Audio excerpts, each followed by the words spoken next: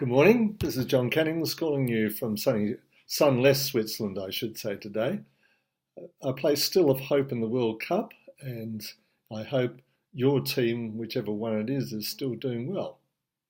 So, I thought I'd make a short video to comment about the workshop so far and also some of the coming attractions for the second week. We have really an amazingly international group of people, from people based in the US and Brazil at one extreme to the west, and then we have people also based in Japan to the east and everywhere in between there.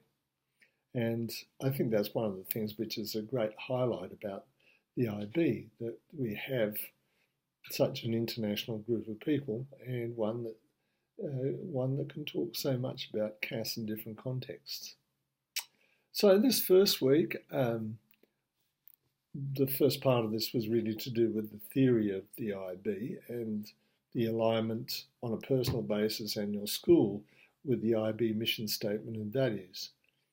And most of the people here have indicated that their schools and themselves are very much in tune with those sets of basic IB values. Then one of the things which we were asked to do was to actually look at the standards and practices. And this is an important understanding for your school if it's about to be authorised, or indeed if it's coming up for a 5-year evaluation. One of the things I think to keep in mind here, particularly as a CAS coordinator, is how do these practically relate to CAS? And some examples would be things like making sure there's a budget, time allocation for CAS, and the resources that you need to run a CAS program properly. And of course, it also has implications about how CAS is assessed, which is really a formative form of assessment. Then I moved on to looking at some personal examples of experiential education. In other words, what we've learned from doing things. And some of your reflections were really incredible. We had people who hiked in the Andes on their own, who survived whitewater rafting, managed to coax horses around a course, and also someone who managed to save themselves at sea. And what was important about that really was what we learnt from actually reflecting. And in CAS, one of the key things about CAS as a form of experiential education is that reflection is essential to actually learning. And then the last part looked at the basic requirements for CAS to work well in the school. It looked at, first of all, the why, and in other words, how is CAS very much in philosophy with the school itself. It looked at the resources that you need to run CAS and the resources that the CAS coordinator needs. And lastly, it also looked at the requirements that the student has. So in this first week, we've gone really from the theory, I suppose, of the IB mission statement and learner profile, and then the standards and practices that are required by IB schools, to moving towards a sense of experiential education and what's needed to actually run it in the school. The second week is probably a more practical application of things about CAS. And one of the key things about CAS is that there is no exam, of course, but the students are expected to demonstrate that they've met 7 learning outcomes.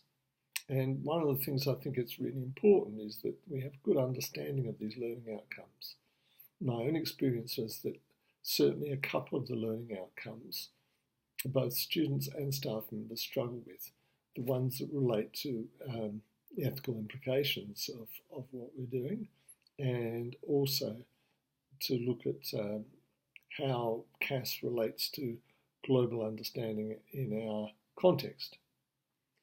Then, how do we know that the students have actually achieved these learning outcomes? So we've got the ability to discuss the evidence that we need to have.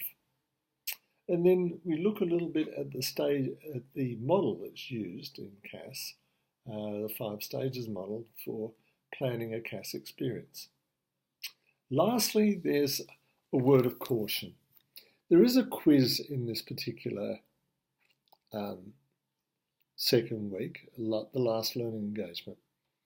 And I think you need not to be too concerned about a score. This isn't a question of pass or fail.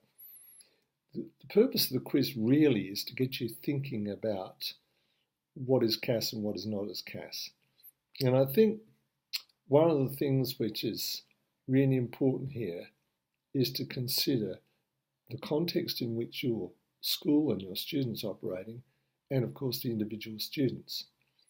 And what might not seem a CAS experience for one student might be a CAS for another.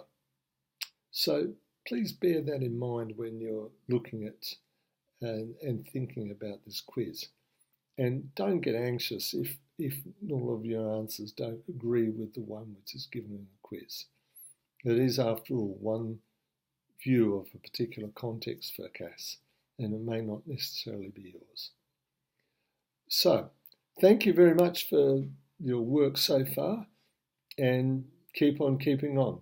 The second week starts tomorrow, Wednesday, and runs until Tuesday, the 10th of July.